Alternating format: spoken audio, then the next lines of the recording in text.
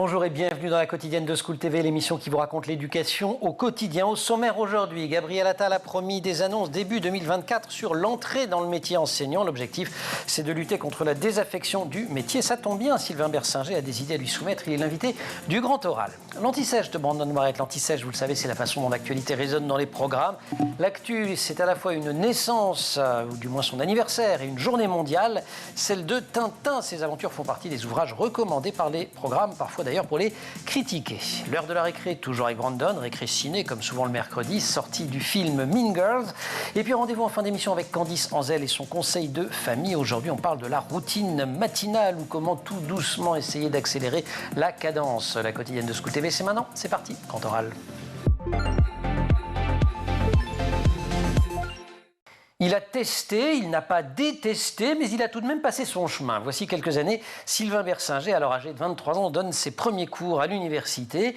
Il poursuit au fil des ans, lycée général, professionnel, agricole, dans le public comme dans le privé, comme professeur d'économie, gestion. Et puis finalement, il arrête. Et de ses expériences, il a tiré un livre paru l'an passé avec un titre en forme d'adresse à un ministère de l'Éducation nationale impuissant à endiguer la crise des vocations.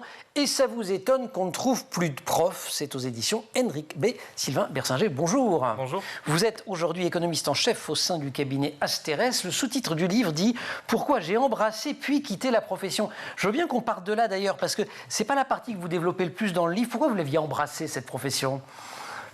Au début, quand j'étais, étudiant en fac, en première, deuxième année, j'avais comme idée d'être enseignant-chercheur, donc faire une thèse et être maître de conférence, parce que l'aspect pédagogie m'a toujours attiré, sans que je sache vraiment pourquoi. Des fois, il y a des gens qui veulent être pompiers, astronautes ou je ne sais quoi, et l'idée d'être prof avait toujours résonné en moi. Alors, j'avais commencé une thèse pendant laquelle j'ai fait les premiers TD, comme vous l'avez mentionné. Pour tout un tas de raisons, ça n'a pas abouti, j'ai arrêté en cours de route. Mais j'avais toujours un peu cette idée de l'enseignement. Et donc, après diverses expériences à droite à gauche, j'ai postulé en fait sur Pôle emploi, parce que c'est comme ça qu'on recrute quand même beaucoup de profs vacataires. Donc, pour faire des remplacements en lycée. Donc, à l'époque, ça s'appelait le bac ES. Maintenant, tout a été chamboulé. Maintenant, il n'y a plus de bac. Oui, voilà. Il y a des options qui permettent de colorer très fortement, de retrouver le ES d'hier. Vous-même, vous n'étiez pas un élève modèle, vous en rigolez beaucoup dans le bouquin, quoi. Notamment, j'en ai mangé du COD, du COI et toutes ces salades pas fraîches, tout en collectionnant les Brésilien en dictée. Mais ça vous donnait l'envie, vous vous disiez à l'époque, quand vous étiez enfant ou adolescent, si les enseignants, si les profs me le racontaient autrement, peut-être que je rentrerais dedans. Alors, j'étais pas forcément mauvais élève, mais j'étais pas forcément bon élève non plus. C'est ça, voilà. Il y avait des matières où j'ai dit mauvais, non, j'ai dit que vous n'étiez pas un élève modèle. Voilà. Ouais. Non, mais vous avez raison, c'est exactement ça. Non, ça dépendait beaucoup des matières. Disons que l'histoire géo et plus tard l'économie, en tout cas les SES au lycée, c'est des choses qui spontanément m'ont parlé. Et spontanément, c'est pour ça qu'aujourd'hui aussi je suis économiste, mais spontanément je comprends la discipline et il m'est assez facile de l'expliquer, disons. Alors que comme par exemple l'orthographe et les dictées, ça a toujours été autre chose. Sauf quand vous êtes devenu prof vous-même et où là subitement vous vous êtes rendu compte que vous faisiez moins de fautes. En fait, c'est un peu par la force des choses, parce que quand on fait des fautes au tableau, en termes de crédibilité vis-à-vis de la classe, c'est quand les élèves vous reprennent sur un accord ou quelque chose comme ça, donc voilà, on est un peu obligé de se remettre le nez dans le Becherel et les livres de conjugaison pour progresser un petit peu. Et subitement on comprend mieux. Prof vacataire, vous l'avez toujours été. Pourquoi vous n'avez jamais passé les concours ? J'ai hésité. J'ai failli m'inscrire au CAPES une première fois et en fait j'ai senti ma vocation incertaine, disons. Les concours c'est quand même un investissement, il faut les réviser, il faut les passer, ça se décroche pas en claquant des doigts, donc c'est du temps qu'on doit y consacrer. Et vu que j'ai senti rapport coût-avantage. Voilà, et donc vu que je sentais que j'avais pas forcément envie de faire ça toute ma vie, je me suis dit Parce que pourtant après les concours, ça vous permet d'accéder à quelque chose qui manque cruellement, et ça vous le racontez dans le bouquin, c'est la formation, parce que vous avez tout appris sur le tas. Oui, j'ai tout appris sur le tas, mais j'ai fait quelques formations malgré tout, vous les racontez. Parfois, mais je ne suis pas convaincu que les formations qu'on donne, alors j'en ai fait que quelques-unes, je ne les ai pas toutes faites, donc je ne vais pas parler de toutes les formations, mais je suis un petit peu sceptique sur leur efficacité, utilité. Il y en a une qui vous a plus plu que d'autres, si on essaie de dire les choses en positif quand même, c'est celle où on vous a un peu parlé de psychologie de l'adolescent. Alors vous dites que ce n'était pas super opérationnel, mais... Oui, là, au moins, on m'a apporté des choses qui pouvaient être réutilisées dans un cours. Non, c'est vrai que j'ai fait des formations surtout en lycée agricole. J'ai fait un an en lycée agricole et il y a eu quelques formations, certaines, à mon avis, totalement inutiles. Et c'est vrai qu'on a eu une sorte de conférence avec un psychologue qui n'était pas... J'en ai pas tiré de choses opérationnelles, mais ce qu'il disait était d'une manière générale, je trouvais intéressant. Je ne me souviens plus exactement de ce que c'était, parce que c'était il y a plusieurs années, mais je me souviens être sorti de là en me disant, j'ai pas perdu mon temps. Dans les formations, en fait, ce que j'en ai le plus retiré, c'est qu'en fait, on rencontre d'autres profs avec qui on échange. Parce que le prof d'éco, il est souvent assez seul dans son lycée, et donc là, on partage un peu des expériences.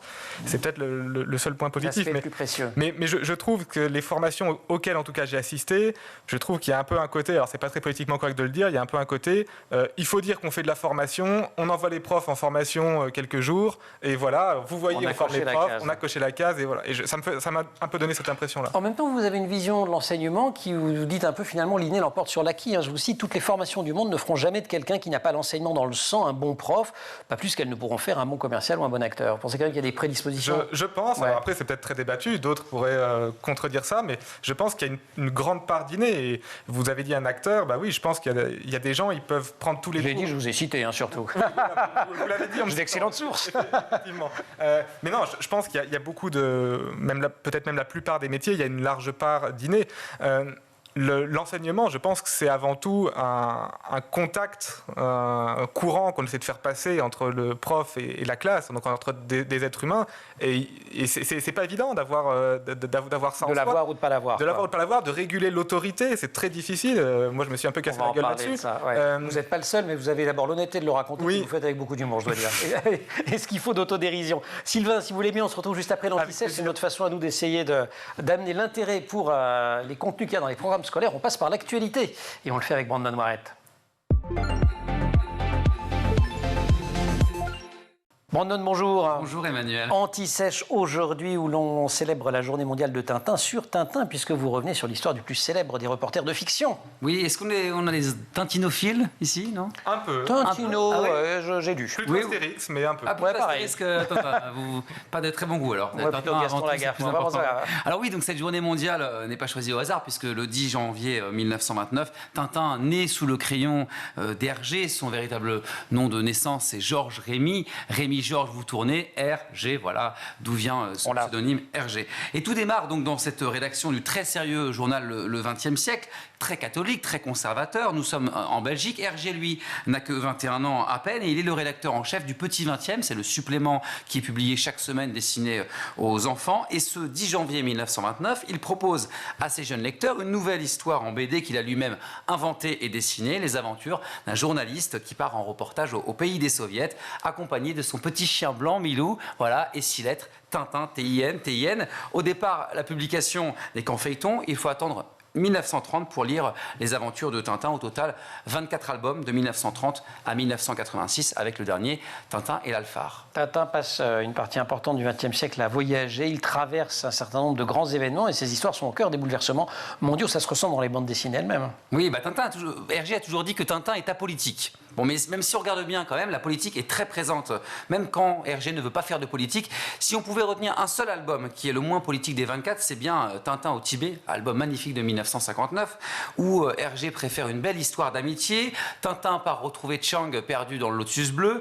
Là, il n'y a pas de méchant. On voit Tintin qui pleure pour la seconde fois. Il pleurait pour la première fois lorsqu'il a quitté Chang. Bon, même si ce livre n'a pas vraiment de portée politique dès le départ, on voit qu'il ne dit pas un mot sur cette répression chinoise et au départ du Dalai Lama notamment. Et figurez-vous ce qu'il dit en 2006, le Dalai Lama: ne vous y trompez pas, Tintin au Tibet a permis à un nombre de personnes considérables de par le monde de savoir que le Tibet existait. Hergé a permis une prise de conscience internationale beaucoup plus aiguë que sur le Tibet. Donc ça a eu un effet politique malgré tout. Il y a quand même des albums assez directement politiques. Vous citiez ne serait-ce que Tintin au pays des soviets. Totalement, Tintin au pays des soviets. Et là, on a cette violente dénonciation du communisme et du régime stalinien. Dans Tintin et les Picaros, Hergé critique aussi l'illusion révolutionnaire en Amérique latine. Et dans Tintin en Amérique, Hergé démontre le rêve américain et rappelle ce qu'ont fait les White Anglo-Saxon Protestants. Les WASP. Et oui, aux Indiens, ces Américains blancs protestants. Dans le Lotus bleu, il pointe l'invasion des Japonais et leurs exactions sur le peuple chinois. Politique, mais également polémique, notamment dans Tintin au Congo, publié en 1931. C'est le deuxième album des aventures de Tintin. C'est l'un des albums les plus vendus de l'histoire, 10 millions d'exemplaires écoulés, mais c'est celui également qui a fait couler le plus d'encre. Pour vous rafraîchir la mémoire, on a Tintin qui est à peine revenu du RSS, qu'il décide de se rendre en Afrique pour réaliser un reportage sur la situation locale. Il devient sorcier au royaume Baba au Rhum. Il déjoue évidemment les pièges d'une bande de gangsters à la solde d'Al Capone qui souhaite contrôler la production du diamant au Congo. Mais malheureusement, plus d'un siècle plus tard, cet album est accusé de faire la gloire du colonialisme. Il faut savoir. Malheureusement ou pas d'ailleurs. Enfin, malheureusement ou heureusement, oui, je veux dire, la bêtise de l'écriture voilà. à ce moment-là. Vous m'avez compris. Le Congo, à cette époque, il est sous domination belge, de 1906 à 1960. La Belgique étant la patrie de Tintin et également la protection aussi du propriétaire de la publication. Il faut savoir que lorsqu'il écrit Tintin au Congo RG, il a 22 ans. Il répond tout simplement à une demande de la part de son rédacteur en chef. Il n'a jamais mis les pieds au Congo, alors que ce qu'il voulait toujours faire, c'était travailler sur les archives ou se rendre dans le pays. Là, comment il avait fait ? Là, il s'est notamment inspiré des excursions d'un certain Henry Morton Stanley qui a exploré le Congo pour le compte du roi des Belges. Voilà, le fond et la forme sont influencés par les colonialismes. On reproche à l'album de reproduire des stéréotypes racistes. Et la polémique a ressurgi récemment. Depuis le mois de novembre, on a la bande dessinée qui a hérité d'une nouvelle couverture et d'une préface qui rappelle pour la première fois le contexte colonial de cette histoire. Un ajout qui était demandé depuis près de 40 ans par des associations. Et quand Tintin est recommandé d'ailleurs dans les programmes scolaires, c'est souvent avec l'idée d'apporter un regard critique sur son... Pour de nombreuses BD d'ailleurs. Sur ses explorations.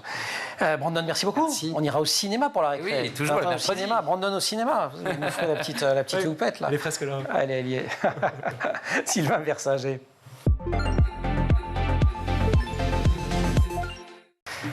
Ces moments rares lors desquels les élèves progressent à pas de géant confèrent au métier d'enseignant tout son intérêt. Quand la musique joue vraiment bien, sans fausse note, alors la profession d'enseignant mérite pleinement son titre de plus beau métier du monde. J'ai atteint, ou plutôt nous avons atteint avec les élèves quelquefois cette extase, mais ce fut rare. Fin de citation, tellement rare que finalement il a arrêté d'enseigner. Sylvain Bersager, citation extraite de son livre, qui est une réédition en fait enrichie d'un ouvrage précédent. Et ça vous étonne qu'on ne trouve plus de profs. C'était sorti sous un autre titre d'ailleurs, il était question de fenêtres et de flatulence. Oui. J'ai gardé l'épisode est dedans. Sur le titre, oui. Voilà, on peut la raconter. Je dis, elle est marrante parce que vous parliez de la question de l'autorité juste avant l'anti-sèche, en disant j'ai beaucoup galéré. Et en fait, tout ce qui se passe dans votre tête à ce moment-là, c'est assez fascinant. Oui, c'est une anecdote avec une classe qui était un peu rugueuse, peut-être la plus rugueuse que j'ai eue. Et il se trouve qu'il y a un des garçons, parce que ce sont les garçons qui font ce genre d'épitrerie, qui pète très bruyamment, volontairement très bruyamment. Je ne peux pas prouver que c'est volontairement, mais je pense que ça l'était. Évidemment, tous les garçons rigolent, toutes les filles font ça réécrit et disent ça pue, bon bref. Et donc je vais ouvrir la fenêtre. Bien que vous-même vous trouviez que ça pue pas spécialement. Bon, elle dit là, il faut ouvrir la fenêtre, monsieur. Voilà. Sauf que le problème, c'est qu'il caille. C'est qu'il caille et qu'après, monsieur, il faut fermer la fenêtre. Voilà. Et c'est vrai que je raconte l'anecdote où je me suis vu en train d'attraper le poignet de la fenêtre en me disant mais qu'est-ce que je fous là quoi. J'ai fait toutes ces je vais passer ma vie avec. Mes copains sont banquiers à New York, je sais pas où, et moi je suis au fin fond de l'Indre à savoir si je dois ou pas ouvrir ou fermer la fenêtre. Pour cause de flatulence. Voilà, j'ai eu un flash dans ma tête où je me suis dit, je vais peut-être pas faire ce métier-là toute ma vie, en effet. Alors, ne pas faire ça toute sa vie, c'est une des pistes d'ailleurs que vous suggérez au ministre qui cherche à recruter des enseignants. Dans ces pistes, il y a l'idée que les meilleurs salaires, bon, vous dites ça aiderait évidemment à attirer, mais ce c'est pas tout. Loin s'en faut quand vous discutiez avec vos collègues. Oui, je pense que quand on fait prof, on sait qu'on fera pas fortune. Enfin, moi, j'ai fait des études d'économie-finance. Quand je suis allé enseigner dans des lycées de province en tant que vacataire, je savais que si j'avais voulu des gros salaires, je serais allé dans la banque ou voilà, dans autre chose. Donc je pense que c'est pas... Alors l'argent compte, hein, si on avait des moyens illimités pour augmenter très fortement tous les salaires des profs, évidemment qu'on attirerait plus de gens, mais je pense que moi, ce qui a fait que je suis parti, de par les discussions que j'ai eues, ce qui freine beaucoup de vocations, c'est de se dire, je vais faire ça toute ma vie.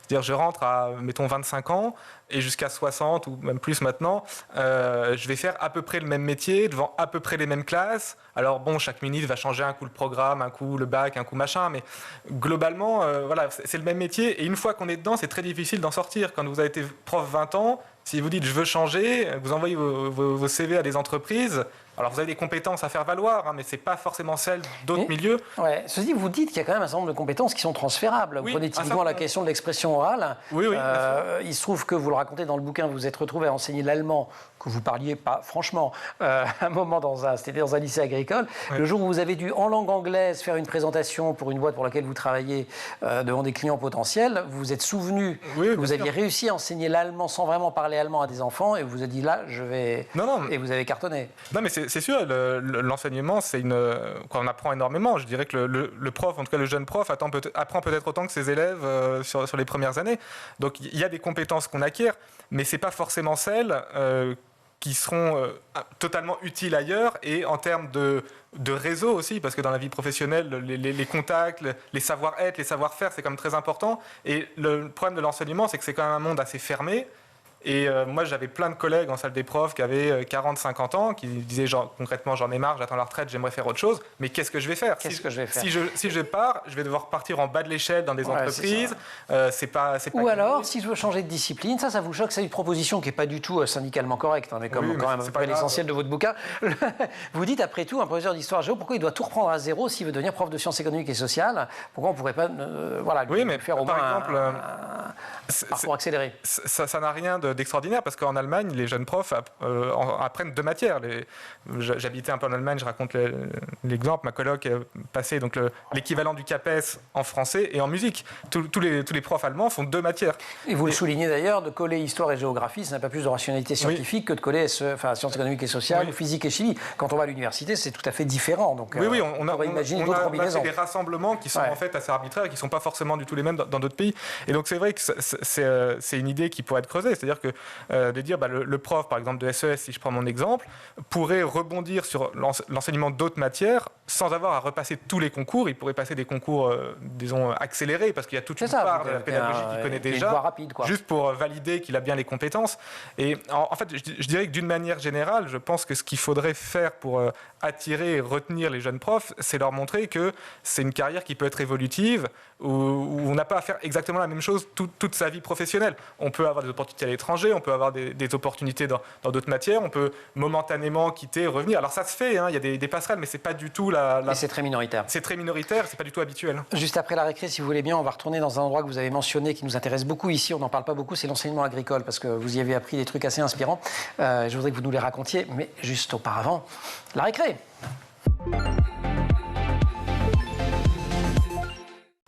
Et comme très souvent, le mercredi, c'est sorti ciné. Très souvent, c'est sorti ciné avec Brandon. Aujourd'hui, vous nous parlez de Mean Girls. Oui, ça vient de sortir. Ça vient de sortir ce mercredi 10 janvier. Ce film, c'est l'adaptation de la comédie musicale Mean Girls, déjà lancée en 2018 à Broadway, qui est elle-même l'adaptation de Lolita malgré moi, sortie en 2004. Le carton phénoménal, l'une des comédies romantiques, comédies américaines les plus drôles et les plus marquantes de l'histoire. Un phénomène de pop culture avec Lindsay Lohan et Rachel McAdams en rôles principaux. Et là, 20 ans plus tard, on a le droit au retour de ces Lolita malgré elle ou pas, avec une nouvelle cure de jouvence. Et en rôle titre, on retrouve Renée Rape, c'est la star américaine, en ce moment une star montante de la pop américaine. Dans ce film, pour résumer rapidement, on retrouve la petite Caddy, elle a 16 ans. Bon, elle a vécu une enfance heureuse en Afrique. Elle arrive dans un lycée américain, elle rencontre les filles populaires, l'élite du lycée que l'on surnomme les plastiques. Bon, tout se passe bien au départ, sauf qu'elle va tomber amoureuse d'un certain Aaron. C'est l'ex-petite amie de Regina George, la star de ces filles plastiques. Malheureusement, la bestie va rapidement devenir son ennemi. Bonne annonce. Ça va pas recommencer! Dégage, bouffonne! Hé! Surveille ton langage. C'est qui? C'est la reine. Regina George. La regarde pas dans les yeux! Tu pourrais être grave fraîche si tu changeais genre. Tout, en fait. Bienvenue au cours de santé et vie sexuelle. En préliminaire, nous parlerons d'abstinence, puis au semestre prochain de préservatifs et de strangulation. Je ne peux pas t'enseigner ce que tu es en train d'apprendre, chérie. Tout va bien là-dedans? On avait peur que tu sois en train de te droguer ou t'accoucher dans les toilettes. Dégueu. En tant que femme, nous devons apprendre à nous entraider. Bien, loseuse. Bienvenue, Caddy. Tu devineras jamais ce que j'ai trouvé ce matin. Ton burn book. Maman, on a la dalle. Oui, chérie, je vous apporte quelque chose. T'aimes les chewing-gums? Ouais. Non, j'en ai pas, je disais juste ça pour... T'es perdu, ma pauvre. On est là pour toi. Pourquoi t'as un costume aussi flippant? C'est Halloween. C'est Halloween. Extrêmement drôle le film. C'est vrai? Oui, très très Ça vous a plu? Oui, j'aime beaucoup. Beaucoup de changements, j'imagine, par rapport à la précédente version? Oui, beaucoup de changements quand même. Déjà, le casting, il a presque complètement changé. On retrouve quand même Tina Fey qui garde le scénario. On sent quand même la patte de Tina Fey lorsqu'on a vu la version d'origine. Elle garde son rôle aussi, un petit rôle, Madame Norbury. Même d'ailleurs, Tim Meadows, qui incarne toujours le principal Duval. Ils sont absolument magnifiques dans ce film. Bon, le gros changement, évidemment, là, c'est qu'on change. On ne fait pas un copier-coller du film de 2004. C'est une comédie musicale. Là, on ne le sent pas vraiment dans la bande-annonce, mais ça chante tout le temps, du début à la fin. Et surtout, on intègre les réseaux sociaux dans le film. Ils sont extrêmement présents. Les nostalgiques, vous allez évidemment apprécier. Vous allez retrouver toutes les références américaines et des réseaux sociaux. Et pour toutes celles et ceux qui ne connaissent pas le film, vous allez passer un très bon moment. C'est un divertissement. C'est sympathique. C'est mignon. C'est au cinéma aujourd'hui, mercredi 10 janvier. Merci beaucoup, Brandon. Et ça vous étonne qu'on ne trouve plus de profs? Posez la question à Sylvain Bersinger, Grand Oral. Souvent, les élèves ne sont pas ouvertement méchants, insolents ou violents, mais lourds. On ne peut pas l'imaginer tant qu'on ne l'a pas vécu. Voilà un petit extrait de « Et ça vous étonne qu'on ne trouve pas plus de profs », livre de Sylvain Bersinger, c'est aux éditions Henrik B. Dans les, oui, je disais, l'enseignement agricole, parce que vous avez testé le public, le privé, le général agricole, etc., etc. Vous dites c'est vachement intéressant et on en parle très peu. C'est bien pire qu'on en parle très peu, c'est que c'est souvent vu avec une certaine condescendance. J'ai une petite anecdote dans le livre, lisez-le. Non, c'est très intéressant l'enseignement agricole parce qu'il est plus proche du monde professionnel. Puisqu'en fait, alors déjà, l'enseignement agricole est géré par le ministère de l'Agriculture. Bon, en soi, c'est un détail administratif, mais la manière moi, je pense que c'est pas qu'un détail. C'est alors peut-être pas, mais bon, voilà. Mais chaque lycée est accolé à une exploitation agricole, en fait. Et les profs dans le lycée agricole, pour un certain nombre d'entre eux, sont des professionnels agricoles ou mécaniciens ou qui viennent donner des cours. Donc l'ambiance. Ça, on pourrait l'avoir dans un lycée pro, mais ce qu'il y a de différent, c'est que même dans les matières générales, il y a des dispositifs pédagogiques différents, il y a une approche différente des élèves. Oui, alors.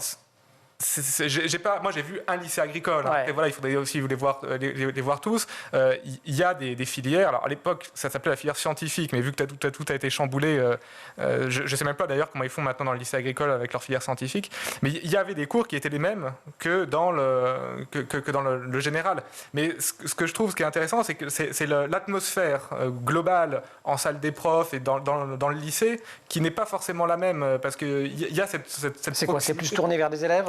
C'est plus tourné vers, je dirais, vers le reste du monde, quoi, au sens large. C'est-à-dire que c'est moins... le milieu de l'enseignement est quand même, je trouve, assez fermé et assez centré sur lui-même. Et là, vu qu'il y a beaucoup d'activités, plus, je trouve, extrascolaires, il y a plus de profs, comme je disais, qui viennent, qui ne sont pas des profs de carrière. Et donc, l'atmosphère n'est pas le même. Et je trouve qu'un des grands défauts de notre système éducatif, c'est son repli en fait sur lui-même et son peu d'ouverture. Oui, il y a un côté on étouffe un peu. Enfin, voilà, il y a un côté on étouffe un peu. Fermer la fenêtre, là, on a envie de l'ouvrir quand même. Exactement. Présent. Vous parlez des voyages. Vous dites au Sylvain Attal, Gabriel Attal, pardon, puisque c'est lui en ce moment, envoyer les jeunes profs enseigner à l'étranger pendant 6 mois. Oui, en fait, on parle beaucoup de la méthode de Singapour, du système finlandais, etc. Mais en fait, personne n'y est jamais allé, grosso modo, hein, parce que l'enseignement, c'est très franco-français. Alors, quand on va à l'étranger, c'est dans un lycée français à l'étranger. On pratique une pédagogie très française. On va retrouver les mêmes types de pédagogie. Alors après, sur les voyages étrangers, il y a évidemment la barrière de la langue. Aller enseigner en Finlande, il faudrait parler le finnois, c'est un gros obstacle. Mais par exemple, sur tous les pays francophones, le Québec, la Suisse, l'Afrique ou d'autres, voilà, je pense qu'on gagnerait à plus brasser les expériences, à envoyer les jeunes profs faire, ou même jeunes ou moins jeunes, à aller dans des lycées, mais pas des lycées français à l'étranger, dans des vrais, je dis lycée ou collège, parce que moi j'étais en lycée, mais dans des vrais établissements d'autres pays, avec la culture et les habitudes, et faire venir les profs étrangers dans nos lycées. Ouais. Et parce qu'il y en aura peut-être qui tomberaient de leur chaise en disant mais vous faites ça comme ça en France, mais pourquoi, etc. Et là, on pourrait vraiment croiser les expériences qui marchent plus ou moins bien en France et dans d'autres pays, et tout le monde y serait gagnant. En gros, il y a cette histoire de fermeture, de sclérose, ça revient énormément dans tout le livre, hein, d'ailleurs, que vous parliez des enseignants, parfois des élèves ou des familles aussi. Quand vous parlez de l'orientation, vous dites avoir enseigné dans des endroits où on n'a pas très envie d'aller dans la ville d'à côté, même si c'est c'est pas non plus une grande capitale, mais où on est bien entre soi, quoi. C'est sûr qu'il y a un déterminisme social, disons, assez fort sur les choix d'orientation des élèves. C'est clair que dans ce lycée agricole de Picardie, pour beaucoup d'élèves, Paris, c'est... alors que c'est à 1h30 de voiture, quoi. Alors oui, il y avait des lignes de train qui passaient à 100 mètres du lycée et vous y êtes en 1h15. Oui, c'est ça.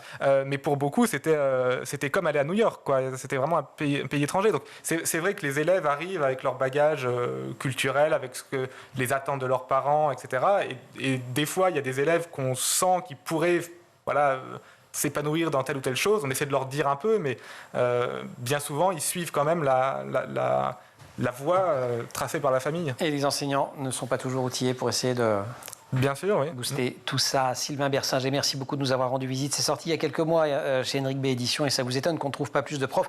Pourquoi j'ai embrassé puis quitté la profession et donc réédition enrichie d'un précédent ouvrage. Mais l'enrichissement porte justement, j'allais dire, sur l'actualité puisque ça formule un certain nombre de propositions. Merci beaucoup, Brandon aussi. C'est aujourd'hui mercredi. Mercredi, c'est jour de conseil de famille. Nous retrouvons Candice Anzel.